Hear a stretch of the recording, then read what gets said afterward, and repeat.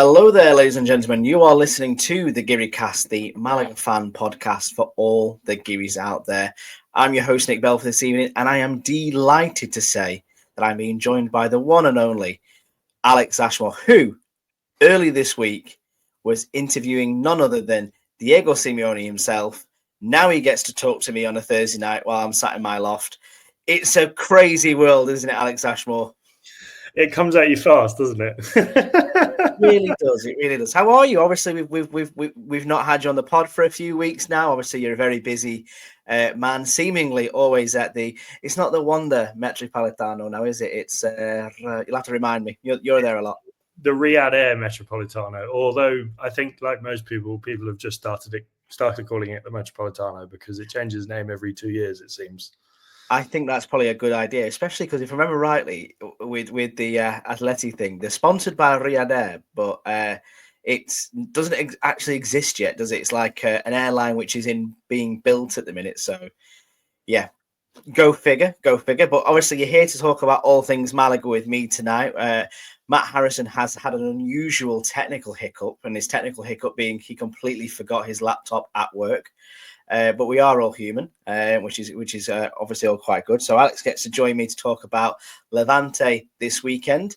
But as always, we'll always bring you a little bit of news first. And there wasn't loads this week, but I suppose the big story circling around La Rosaleda this weekend was that Lauren Juarez had to come out and kind of defend himself ever so slightly this week, didn't he, Alex? He had like a 2-hour press conference the 2 days after the transfer window slammed shut, and he basically came out and said, "Look, I know you're disappointed, but you know it is what it is," didn't he?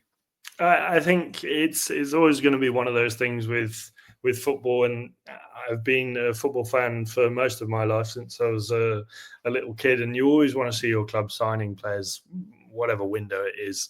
But I think as you get older and you realize the nuances of football, and perhaps especially at this level where money isn't aplenty and we don't have bags of cash sitting around in the offices to spend on players here and there, you start to realize that it is not always going to be the case where you're signing exciting players on the last day of the window. We look at the likes of Aston Villa selling John Duran for 70, 80 million, and we see that and we think, oh, wouldn't it be nice to get a bid in for a player like that for that sort of money, or for us to put in a bid of 8 or 9 million for a striker. But in reality, we're nowhere near that sort of stuff. We're sort of, loan bids or free transfers if we can. And in a way, I read a brief quote from one of the snippets of his press conference where he said, and forgive me if I'm getting this wrong, but he said something along the lines of, we have had a look at people and we've studied many different profiles and thought about bringing them in, but none of them were the right fit. And in a way, yes, I'm disappointed that we didn't sign anyone. You could say it shows a lack of ambition, but then you could say we might not be able to sign anyone. But I'd rather us not sign anyone than sign someone just for the sake of signing someone, and then it turns out to be a poor signing or a mistake in that sense, because we've had a fair few of those over the last couple of years. Yeah, the one thing I'll give to Loren on this point is he's a lot more cautious with his approaches and just his recruitment in general compared to, say, like Manolo Gaspar, who obviously was in charge for a few years before him when we were last in Segunda. So, he was signing, players from here, there and everywhere. But again, you're right, Alex, some of them hit, some of them miss, and it wasn't a great way of doing things, which ultimately brought us to where we were last season. But he came out to say that we'd looked and spoke to about 8 to 10 different players. Apparently, Alberto Mari was like the top of that list as being, like you say, Alex, one who does fit. Makes me very upset that he is the top of a list. It makes me think of what was below him in said list. But he also said that Castel and Musa were the only 2 planned exits, and obviously they've both gone to Marbella. They also said that Hightown was an option, but seemingly he didn't want to go out on loan, which I find quite interesting for Hightown, because in a way, if we can get him back sooner rather than later at full fitness and without getting him injured again, he could be like a different signing, couldn't he? He could be like a new player. We only saw him for 7 minutes at the beginning of this season after missing all of last. Yeah, and I think it's always going to be difficult, especially when a player has such a long layoff and then comes back and has more injury troubles. We've seen it with David Alaba, not too recently, where he's just come back from more than a year out, and he's had another injury, which is always going to be the case when your muscles get used to playing back at the speed that they play at. And yeah, the little that we have seen of Haitham, he's been really impressive. He's scored some cracking goals. He's exciting to watch. He's a very skillful player. He's got youth on his side. He's still only 22. And to hopefully get him to a level where he can be playing week in, week out, touch wood that he doesn't have any more injury problems, that is a new signing. And I think it is, in a way, I guess, perhaps one of the options that I would imagine they considered is sending him out on loan for the rest of the season so that he perhaps does get to play week in, week out, where at the level that Malaga are at, they maybe don't want to risk playing him in some of the games in case he has a recurrence of an injury. But if he's playing at a lower level, maybe he can build that fitness up. But there's still the risks of his injuries recurring. So, yeah, hopefully he can put those injury problems behind him. But when a player that young has injury problems so frequently like they do, it never bodes well. And you always see those sorts of players. We've seen many of them in the past where they never really get back to where they were pre their first big injury because they just keep having those problems. And it is really unfortunate to see. Yeah, you're talking about sort of like mid-20s Michael Owen, aren't you? That's probably where we're looking at. But it's not just coming back physically as well. I think for him, also for Ramon as well, it's coming back mentally because, like I say, it's difficult to get injured in the first place, but then to suffer a reoccurring injury so shortly after coming back, it must really devastate your confidence. But he is an option if we can get him fit. He didn't go out on loan. It was I think it was Marbella and Ceuta he was linked with. Similar to Musa as well. Lorenz also said that we aren't going to be looking to the free agent market. So apologies. The other day I said that it was Alberto Lopez that we signed on a free transfer in like the middle of the second half of the season. It was actually Adrian Lopez. So 10 points lost for me on that one. But he says, look, unfortunately, we haven't got the resources to go and do a lot of in-depth research in markets, far flung from here. We can only really focus on Spain because we don't have those kind of budgets. Therefore, if we don't have that coverage, we can't take a gamble on them. And I'd rather build the backroom staff and the technology so that we can do that and then reap the benefits of signing players from foreign markets and stuff like that. Sounded like a bit of a gimme, if I'm being perfectly honest, Alex. It was a bit of, I get it, but I also think it's a bit of bollocks, Lauren. That's kind of covering your own arse, isn't it? It is, and it feels like, and he's in a difficult position because he's obviously looked at these players that he wants to bring in, and I know that obviously I don't know what the conversations are in the back rooms, but I know that they would all be there looking at this squad thinking we need more players. They'd be off on another planet if they don't look at this squad and think it needs reinforcing. But yeah, it does feel like a bit of I guess what the phrase would be, a sort of, we haven't got any nice caviar, but here, have some bread that's been on the shop side for a couple of weeks, but you need bread because it keeps you, it gives you energy and it's carbohydrates. But yeah, I think it does feel a little bit disappointing. I don't want to jinx anything, and dare I say it, this will be the reason why we end up having a relegation battle at the end of the season. But I think we should be all right this season. So hopefully if we can just push through to the end of the season, use the summer to properly invest in the squad and get some players that will actually help us, and then push on next season. I hope that that's what the plan they have. If not, I don't know what's going on. It appears to me that they're trying to keep the nucleus of this team together, which is what's making them successful. And I imagine it's well known, in and around the club that the budgets aren't there. I know me and Chris earlier in the week had a massive conversation about the money that's coming in, but it's not money that sustains you. It's money that's probably just keeping you afloat at the moment. And obviously, we've just had the announcement that Alfonso Herrero has just renewed his contract, as has Carlos Lopez. Musa signed a new contract before he left.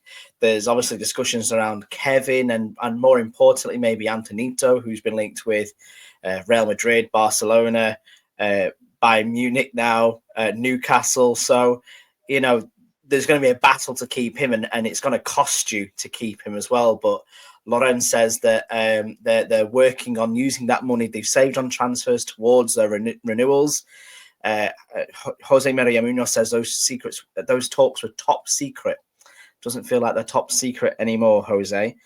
Who, incidentally, as well, by the way, apparently asked for a pay rise recently. He's only on 16 grand a month, I believe. But maybe that's not. I'm not insinuating anything about transfer budgets and court-appointed receivers being paid quite handsomely. But draw your own conclusions, listeners. Draw your own conclusions.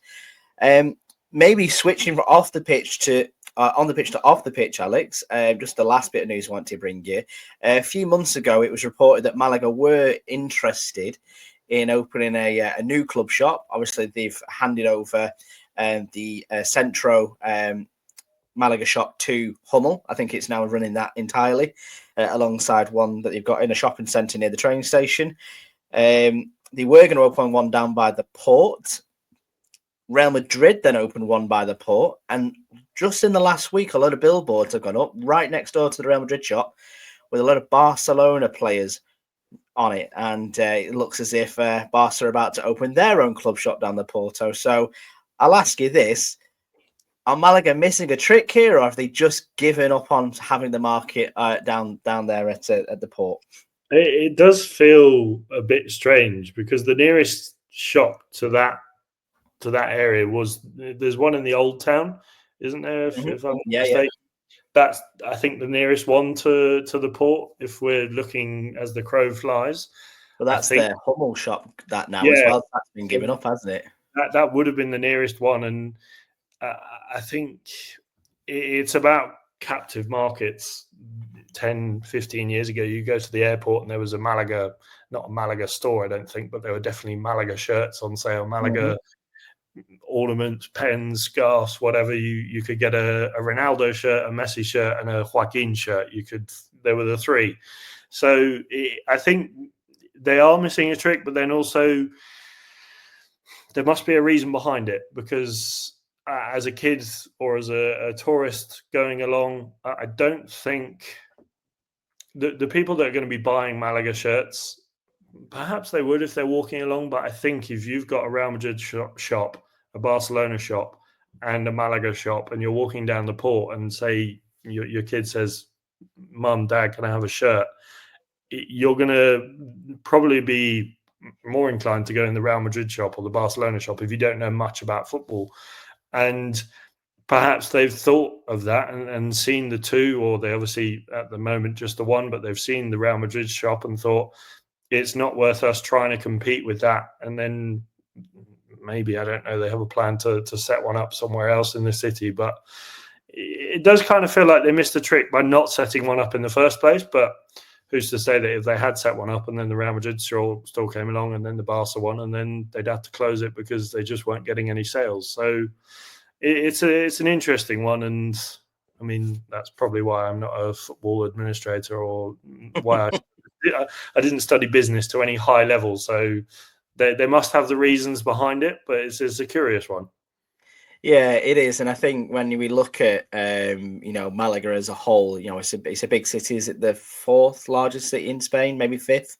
Malaga Club de Football could be considered, the second team in a one-team town, because there are so many Real Madrid fans, Barcelona fans, things like that, rightly or wrongly. So I understand the two, big El Clasico clubs coming setting up in a town like Malaga. I just don't see the benefit of the club sort of giving up on that. Don't get me wrong, you can still buy a Malaga shirt from the Centro Histórico, but it's a Hummel shop. You know what I mean? Like I say, the money must go to Hummel. The same with the one that's in, is it I want to say it's Las Lagunas near the train station. And then I think there's a Hummel shop in Rincon de Victoria as well, in the shopping centre there.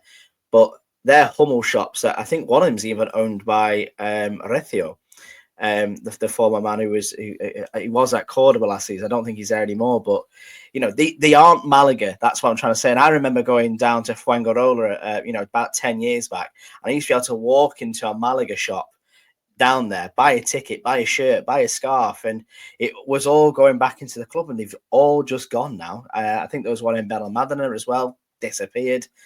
So it's sad, really, in the long way, because Malaga itself only has the club shop now at the La Rosaleda, and unless you're going there, it's not really commuter friendly, is it? It's not really like a passing by type thing. It's not in your route. If you're having a stroll around the city on a non-match day, you're going to be less inclined. People might be, but you're going to be less inclined to say, "Oh, let's walk all the way up to La Rosaleda to get a shirt." But if there was one in the city centre, you'd get a lot of footfall.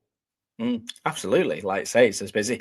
It's giving me more Vallecas vibes than it's giving me Real Madrid vibes at the minute. Like I say, it feels like we're stepping back. We'll be queuing around La Rosaleda for our tickets before we know it, because we don't fancy doing online stuff at the minute. But fingers crossed that won't happen. But yeah, that's as much as we've got for the news this week, Alex. Like I say, not loads coming out that we haven't already discussed. But if you always want to keep up to date with anything that's happening at the club, go and follow us on social media, and we'll keep you up to date through those kind of mediums. Let's look ahead to this weekend on Saturday. If I remember rightly, that we are hosting Levante at home. This is the reverse fixture to the one that was cancelled after those horrendous floods that we saw in the Valencian community. So again, there's become a bit more of a camaraderie between Malaga and Levante for that. I don't know loads about Levante, Alex. I know that you probably may do, given that you work in Spanish football media. But I know another chap who also works in the Spanish football media. Him and a friend host a podcast called The Spanish Segunda Show. It is absolutely brilliant if you want to keep up to date with all things Spanish Segunda. His name's Alex Fitzpatrick, and he kindly sends us weekly updates on the teams Malaga are going to play, and he sends us one about Levante. So here he is, Alex Fitzpatrick. Malaga take on Levante this weekend, one of the best sides in the division who are very much pushing for automatic promotion, but their hopes of automatic promotion took a blow on Monday night. They were playing at home against Racing Club de Ferrol, and I think everybody had it on their coupon as a nailed-on home win, myself included. But they were playing against a team who had a new coach that had had 2 weeks to bed his boys in, and Levante fell. They lost by 1-0 very unexpectedly. So they will be raring to go in this one, looking to make up for those dropped points, which could have moved them into second in the table had they won that game. Levante are pretty decent on the road. They've got the 5th best away record in the division, so they are to be feared in that sense, and they are a very, very attacking team. They have a lot of quality through the midfield and in the forward positions, playing a 4-2-3-1. Christian Alvarez on the right hand side, Pablo Martinez just behind the front man, Roger Brugue.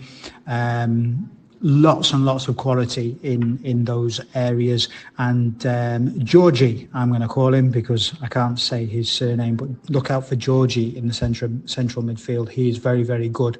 But their defence can be got at, and we saw that on Monday night against Racing Club de Ferrol. You can get in behind them. You can challenge their defence, and there are a few errors potentially in that defence. And there might be a bit of space there as well, because they do like to attack to Levante. One of the best sides in the division coming to La Rosaleda, but coming in off the back of a defeat. That's Malaga against Levante this weekend. Thank you, Alex Fitzpatrick. Must be a thing about Alex's working in Spanish football media. There's a few of you now. Maybe you can all start like a club. That might be quite nice. Obviously, lots of information about Levante there. Me and you know, Alex, that they're probably one of the biggest clubs in this division. Not long ago they were, gracing La Liga and doing quite well in La Liga as well. I think at one point they qualified for the Europa League. I may be overextending that. Might have been just outside of it, but a quality club, big stadium, big captive audience, top signings. They're to be feared, aren't they? They are, and you look at where they are in the table, and perhaps I think the big difference when you look at their wins, draws, and losses, Malaga have 6 wins, 13 draws, and 6 defeats. Levante have 11 wins, 9 draws, and 5 defeats.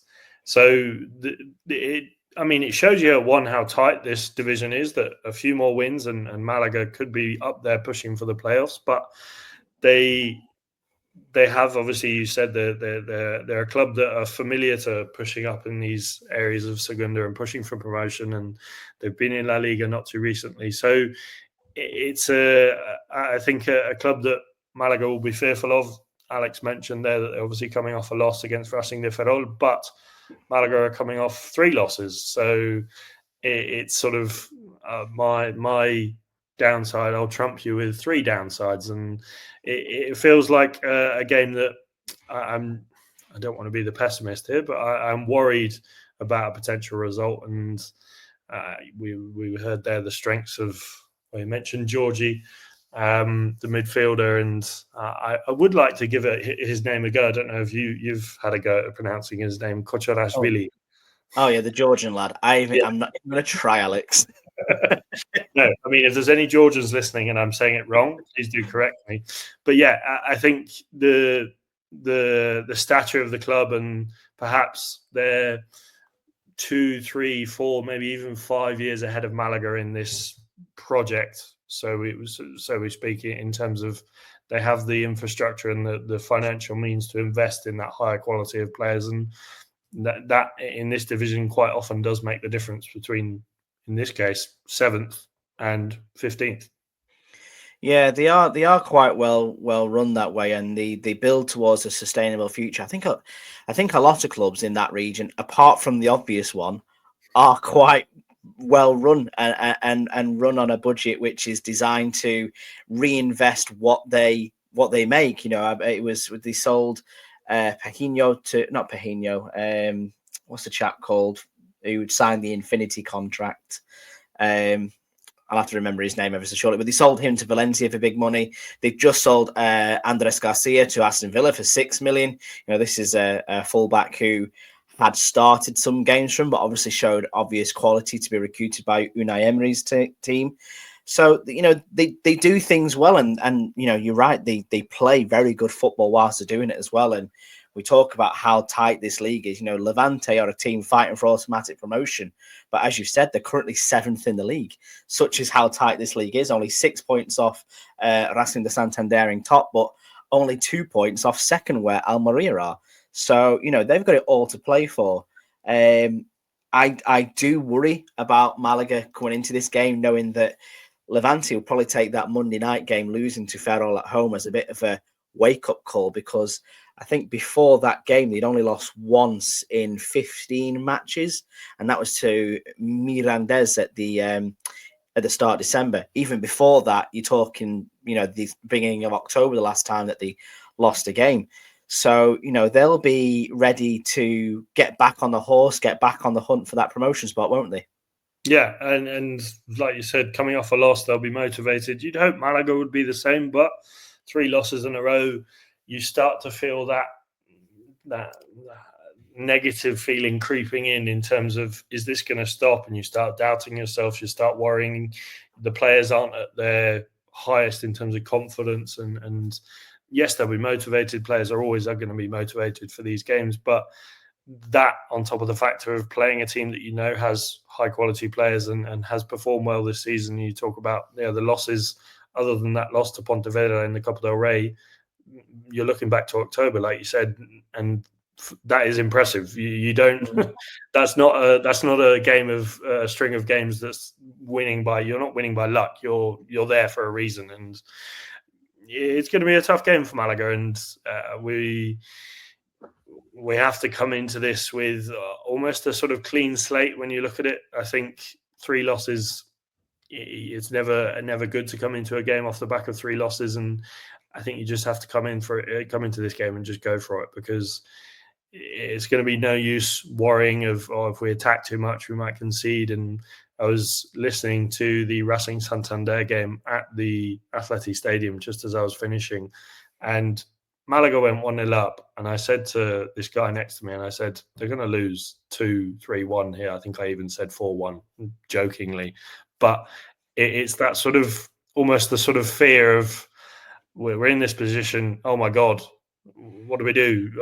Panicking almost. I think that fear probably holds us back a little bit. Absolutely, and I think what Sergio Pierce needs to get back into this team at the minute is that resolute nature of going, well, we don't lose games, because up until 3 games ago, we'd only lost 3 matches all season, and now we've lost 3 on the bounce. We've literally doubled our loss rate in January and February. So, I think if you can get back to that and make Malaga sort of strong again and hard to break down, then, I don't mind drawing football games, especially if you're just picking up points and chipping away and picking up the odd win. It's just when you get onto a losing streak and you start to look over your shoulder, you really start to panic. And that's when the arse falls out of it, really, Alex. That's the only way to describe it. But, Julian Calero, who people might recall being the Cartagena manager last year. I think he was the Burgos manager.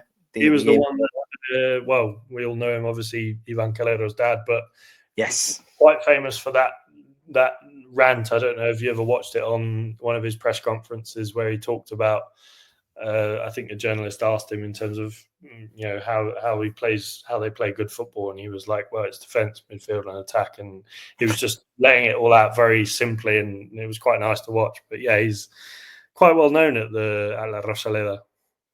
Yeah, he's an interesting character. I was looking back over his managerial history, and he's had, spells at Real Madrid as a youth coach. He was assistant manager at Porto over in Portugal. That might surprise you.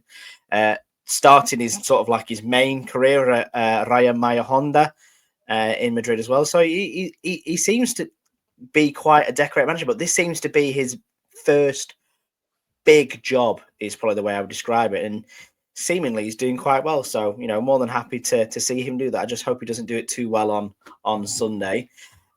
He's faced with maybe a bit of an opportunity, because on the back of Luismi being injured ahead of the Racing game, we have some more bad news coming on the treatment table in the form of Nelson Monte, who I hope I didn't jinx him. I gave him my chumbo early this week, and then the bad news came out, so now I feel awful. But he's now going to be out for a little while. So I would say we have loads of options to come in to fill Nelson Monte's shoes, Alex, but ultimately we only have 1, maybe 2 now. It's looking rather thin and bleak, isn't it? And at a time of the season where the fixtures come thick and fast, and we're coming into not the business end quite yet, but we see it. And I hate to be the one that's always harping on about Real Madrid, but Real Madrid is going through the same thing at the moment. Half of their squad is out, and we see how that does affect you. They're playing last night with Asensio and Jacobo Ramon in the back, 2 youngsters, 2 capable youngsters, but you'd much rather see experience at the back. And we know how good Nelson Monte is, and when he's on song, we haven't seen many better centre-backs at Malaga in the last couple of years, I think it's fair to say. And to have him out, it's a blow, and it almost... it's adding insult to injury in terms of the three losses on the bounce. And then we hear this news, and obviously we've got all the other players that are struggling to come back. And we have a strike force that can't seem to rub 2 goals together if they played for a week on end with no opposition. So, yeah, it's looking bleak, and especially with the no signings in January. And I don't want to criticise Peter. I admire the job that he's doing with the little resources, or the few resources that he does have. But when you think of his management styles in recent years, his perhaps way of grinding out results in this situation doesn't exactly inspire me that he's going to be able to rub something together that's going to be a miracle in terms of we're going to go out there and score 4 goals. I think if Malaga do score 4 goals on Sunday, I'd be very, very, very surprised. Yeah, it would definitely be a turn up for the Bucks, and with this, like I say, this injury to Monta, who I think we can all agree is heads and tails as good a centre back that Malaga have had. We're surprised he's even playing at this level. Never mind joining us last season at the level we were at down the well. But your options now are limited to, as far as first team defenders is concerned, it is Ainar Galilea and Alex Pastor together. Both of them very capable on their day of being brilliant defenders, but also very capable of throwing in a bit of a yip here and there and being responsible for a goal. Does Payset need to maybe look towards his youth defenders now to step up? Obviously we've lost Musa and sent him on loan to Marbella. I understand there's no recall option there to do that for him, and he would have been the natural fit maybe to replace Nelson Monte. Diego Murillo, I'm surprised we've not seen more of him, to be fair. Like, he burst onto the scene last season. We named a podcast after his performance in against Ibiza away. I think it was Is This the Way to Diego Murillo? And, so he could be an option. I'm still very much, Alex, looking towards Angel Recio being in this team. Like, I don't know if you've looked at him playing for Atletico Malagueño. He's not the most showy defender, but he looks great whilst he's doing it. And I think he's the captain of Malagueño. I might be mistaken, but I'd love to see him given a chance. Maybe not against Levante, but I'd love to see him get involved. I'm not sure we have many other options, to be honest. I'm all for it. Payset, if I was a betting man, Payset is going to go for the experience. I know Galileo and Alex Pastor are going to start a centre-back. I tell you now, and I'll give you £5 if it doesn't happen. But I would love to see these youngsters slowly introduced, like you said, perhaps not from the start against Levante, but bringing them in. We've seen so many youngsters come through the academy in recent years, and yes, some of them do fall through the cracks, and some of them don't make it into star players. But the players that we have seen come through do well have been that cornerstone of the team that we can be proud of. And the youngsters coming through, you think of, we talked about earlier, Antonito, who's perhaps become a sort of kind of a bit of a legend at the club, obviously, since his promotion-winning goal and all the links he's had to Real Madrid and Barcelona. He's become our sort of star boy in a way. You think of some of the other youngsters, Kevin, Haitham, players that have come through, and it's obviously an academy that produces good players. And I say, why not go for it? I think at this case, at this point, you've got nothing to lose and a lot to gain. You could put in Angel Recio there at centre back, and you could have an absolute blinder, and you found yourself a new starting centre back for the rest of the season. Having said that, like you talked about Musa, that decision to loan him out to Marbella is looking rather silly at the moment. Yeah, exactly. And to be fair to Sergio, we can all look into a crystal ball. It doesn't necessarily tell us what we want to see. So, but I will ask you to look into your crystal ball, Alex, because I'd like you to predict who you'd like to have in your starting 11 come this weekend. I think at times, like ironically, we saw some of the best football from Malaga this week against Racing Santander, but it just had no end product, and we were beaten by 2 carbon copy goals. But there were still players in there that, for some strange reason, Payset likes to rotate them in and out. And I would just like to see maybe a couple of these faces, and I'm sure we'll say the same too, just have some consistency and keep that starting berth for themselves. I think you're probably guessing which ones I'm referring to. I mean, yeah, I think what's the phrase? The definition of insanity is doing things over and over again and expecting a different result. I've said it there with the defenders. I'm all for giving these youngsters a chance. You look at some of them, even some of the players that perhaps aren't playing regular minutes. If clearly it's not been working for the last 3 games. 3 losses, bad results. They've not been the worst performances, but they've been far from good, I think it's fair to say. And I think when you get to that point, it doesn't help that the strike force isn't exactly on fire. You look at the only end past that, you're struggling to find a goal in that team. But I want to see the likes of Chupete. I want to see the likes of Arnaud Maloney given a bigger role in this squad. There are players on that bench that I would have liked to have seen a lot more from.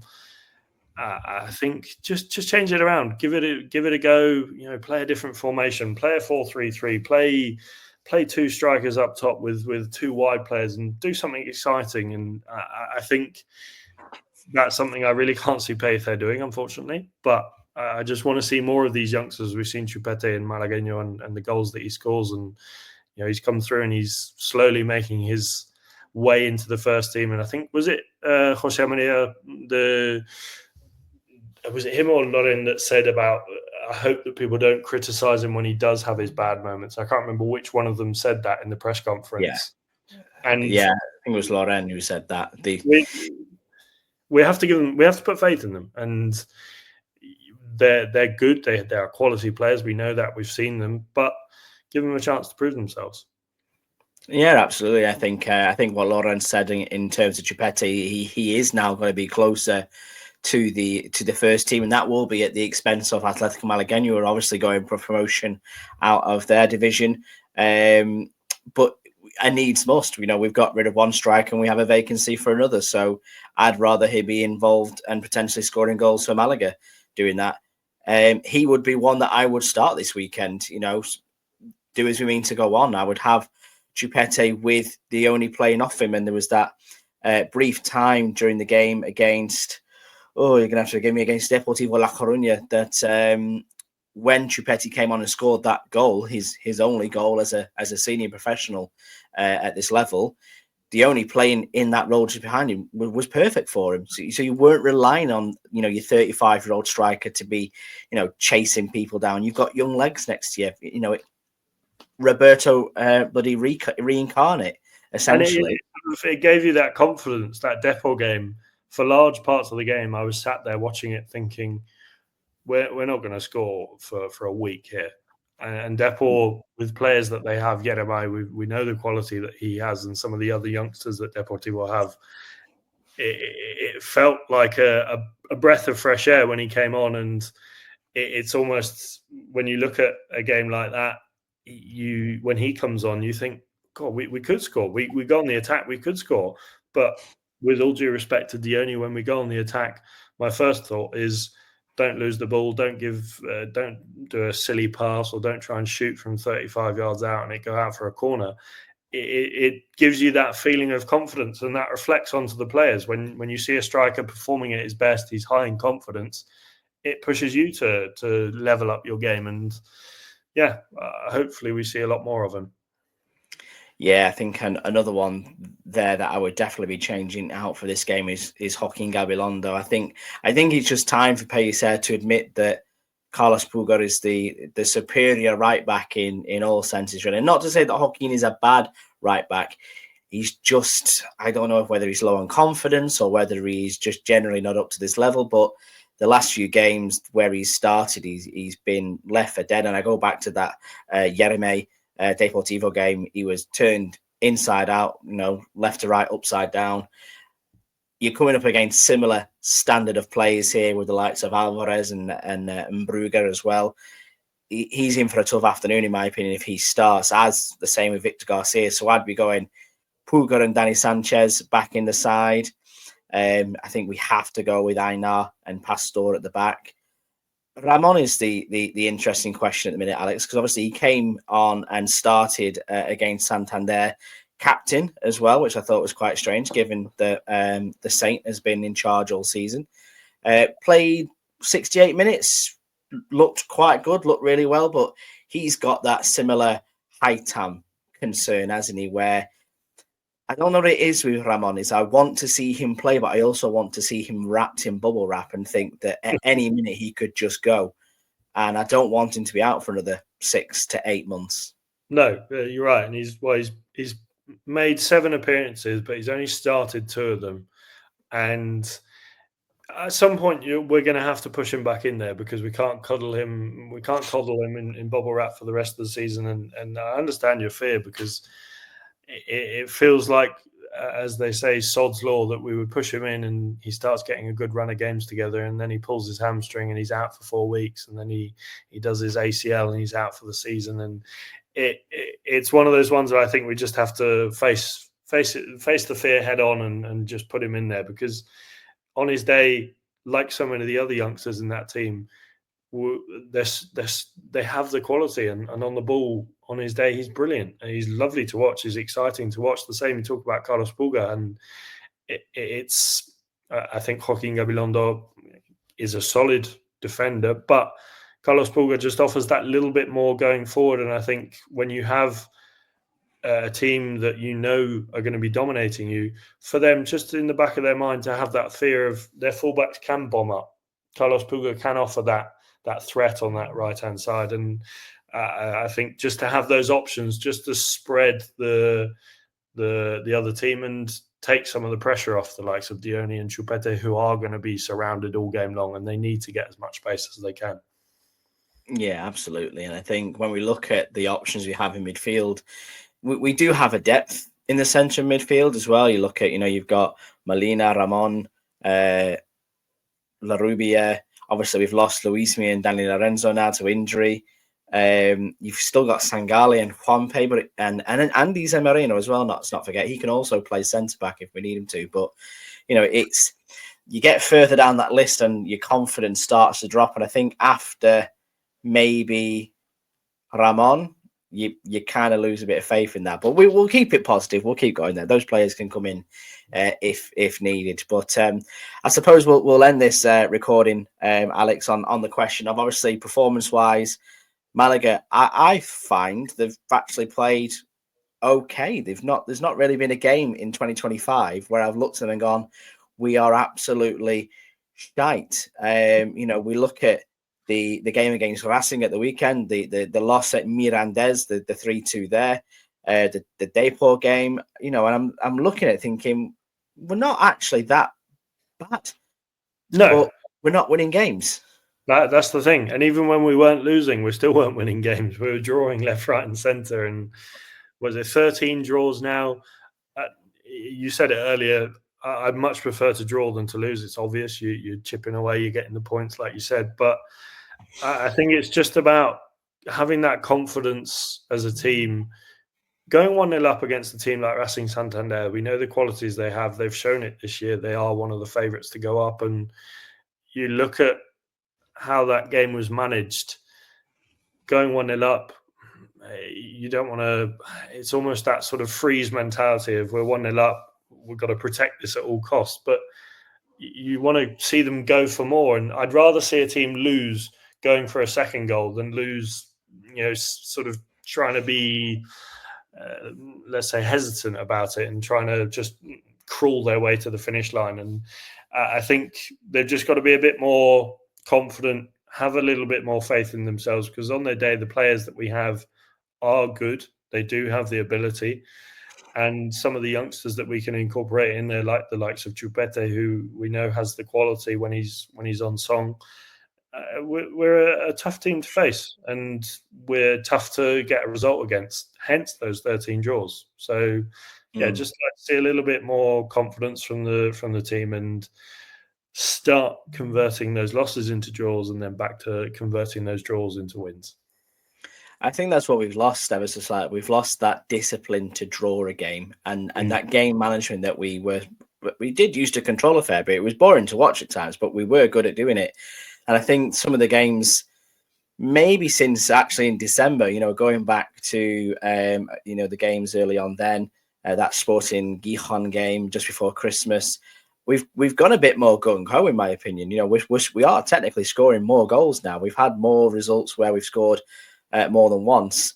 And the only problem is that ambition to go a bit more excited, a bit more gung-ho, like I said, means you've lost some discipline. It means you are more likely to concede more goals. And I just don't think we've got that balance right at the minute. So my advice to Sergio would be like, yeah, keep up the ambition, keep on the exciting stuff. Let's be gung-ho, but also just make sure your defenders are doing what they need to do.